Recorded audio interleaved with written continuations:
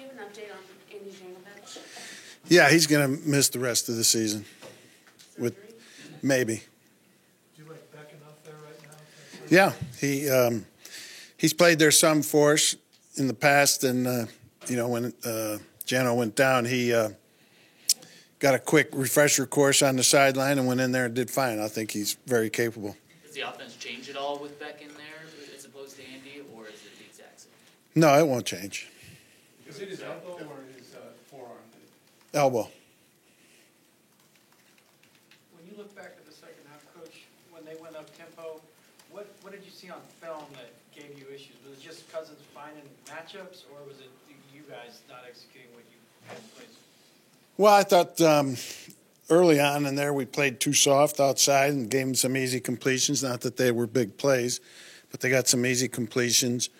We had our chances in almost all those drives to get off the field, and we just didn't execute. We had a 3rd and 15 that we had a poor drop on, and they got a first down.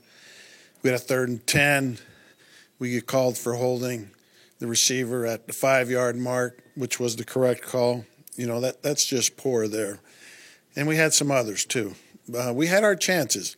But when you give an offense with their good quarterback and the guys they have, those many opportunities when you have a chance to get off the field, that's not a good thing. On offense, it looked like, that you saw a weakness in their deep part of their secondary. Did you really attack the deep ball in the first half? And did they make an adjustment to that in the second? We did want to throw it down the field. That is correct.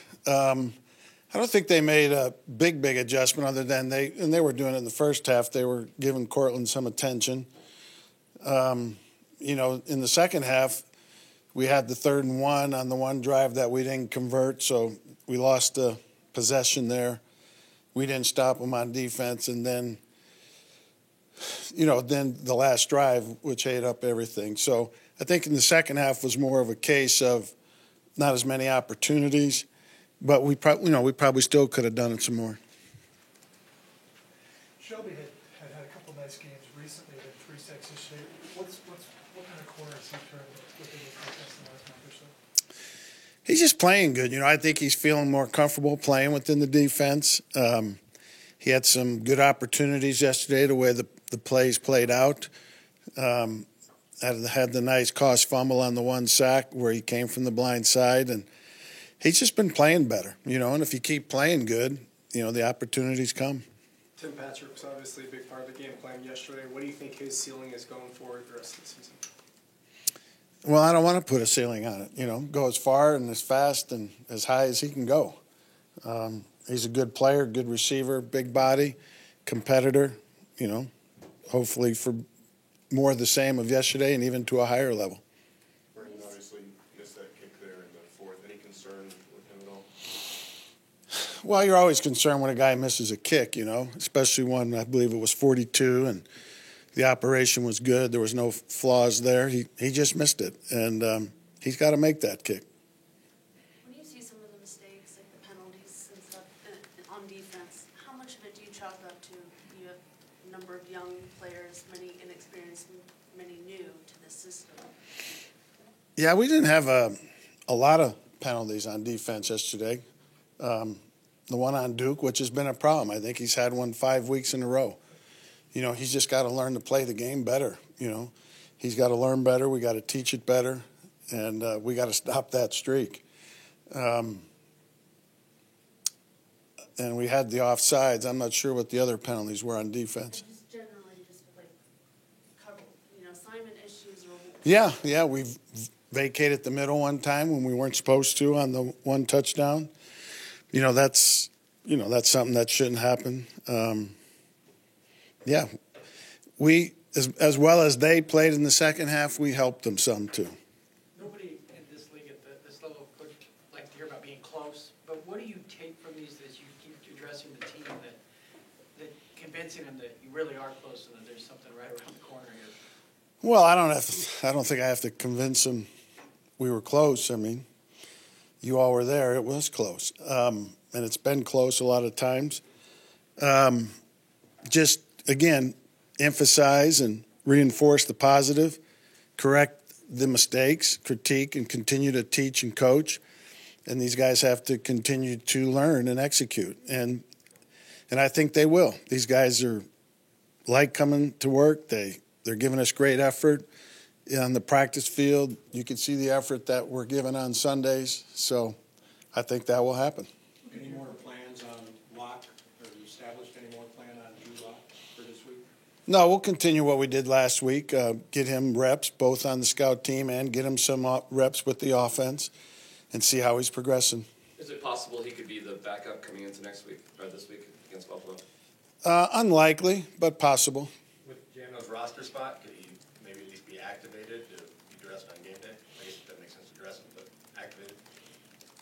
Not yet. I mean, we're probably going to need that spot for other positions.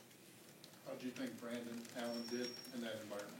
Good. You know, that was a tough environment, as you guys, most of you were there, I'm sure. And it can get loud there. I thought he did well. I thought he handled the huddle well. There was a couple times where he was having a hard time hearing the communication in his helmet from the coaches. That's what the one timeout was for on the 4th and 1 in the fourth quarter. But overall, I thought he did well handling the environment. Starting with the first play, legal formation, a couple other those out of character. What could you pinpoint as the reasons why? You know, a couple of those, you know, there really is nothing to pinpoint. You know, that first one was on Tim. It's a formation we've lined up in a ton, and he covered up the tight end. You know, he just can't do it. You know, Phillip one time motioned out and covered up a guy. You know, those are bad mistakes. Really, it's just sloppiness. Do you expect to have Juwan James back this week, and where does he stand going into this week? I don't know the answer to that yet.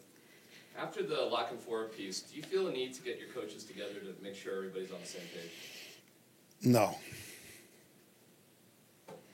Coach, for the pass interference challenges, it's like a 3% conversion rate right now since week 4. Why do you think that's been such a struggle to get those overturned?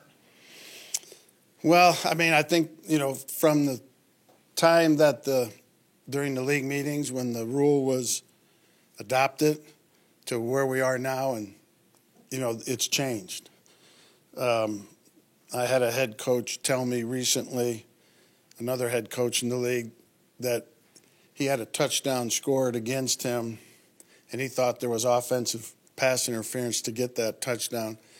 Naturally, he didn't challenge because all touchdowns are reviewed. They didn't review it at all, and he complained about it during the week, and the league agreed with him that it should have been offensive pass interference. He called the officiating department and asked, well, why didn't you overturn it? And they said that they've been told not to overturn those. You know, just it's going to have to be a 5-car pileup, I guess, for them to overturn something. So it was offensive pass interference that the guy was telling me about. They thought it was, but still didn't overturn it. So I really don't know where it's at. I challenged the one late in the game just because, you know, that was going to be our last drive, critical situation. Thought it was worth a chance. If that had been much earlier in the game, I wouldn't have. You were out of timeouts, and it kind of led to after Brandon Allen got the first down, a lot of seconds ticked off there. You got to tighten that up a little bit, you know. Yeah. It was from 33 seconds when he went down to when Minnesota kind of bailed you out a little by calling the timeout with 10 seconds. Yeah, our communication there could have been better. Time for a few more for the coach. Do you feel it's worth sending to the league questionable calls? I mean, since there's really not much they can do after the fact, do you see value in it? There's two schools of thought there. You know, most coaches do, I think. There's some that don't. I really only like to if I want a rules clarification and how they're calling a certain thing. But, you know, if they miss something and I know they've missed it, you know, I don't need their verification to for me to know that they missed it. So I try and just do the ones where I think I can learn something from. Would you like it? Last one, Mike. Would you like him to just go ahead and revoke it? Revoke what? The challenge? I mean. For pass interference? Yeah. I don't know. My question to them or anybody is, that came about because of that play in the championship game in New Orleans. And what if the same type of play happened, but it was holding that they blatantly missed? Would we be reviewing holding instead of pass interference? And I'm talking about inline play. So it was a knee-jerk reaction to a play that caused a lot of public uproar. So that's what happened. Thank you, guys. Okay.